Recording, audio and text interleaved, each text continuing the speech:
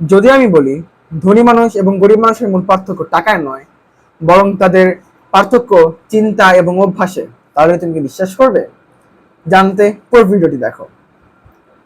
প্রথম অভ্যাস, গরিব মানুষের টাকা পেলেই সেটা খরচ করার চিন্তা করে, কিন্তু বড় লোকেরা বা ধনী মানুষেরা সেটা কোথাও ইনভেস্ট করার বা সেটা দ্বারা কোনো কিছু শেখার চেষ্টা করে। গরিব মানুষেরা সময় পেলেই বিনোদনের পিছনে ব্যয় করে, তারা আনন্দ ফুর্তি খুঁজে বেড়ায়। কিন্তু একজন ধনী মানুষ সময় পেলে চেষ্টা করে নতুন কিছু শেখার, কোনো স্কিল অর্জন করার।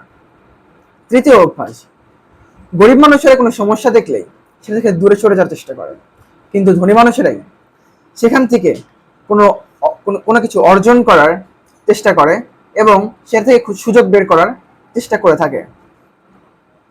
ধনী মানুষেরা একবারে বড়লোক হওয়ার চেষ্টা করে না, তারা তিলে তিলে নিজেদের সাম্রাজ্য গড়ে তোলার চেষ্টা করে। মনে রাখবে, আজকে যে তোমার টাকাটা রয়েছে সেটা তোমার ভবিষ্যতে পরিচয় হয়ে দাঁড়াবে না, বরং আজকে তুমি কি করছো, তোমার স্কিলগুলো তুমি অর্জন করছো, সেটা তোমার ভবিষ্যতের পরিচয় বহন করবে। তাহলে তুমি কি ঠিক করলে? আজকে থেকে কি স্কিল বা কি অভ্যাস অর্জন করা শুরু করবে? কমেন্টে জানাও।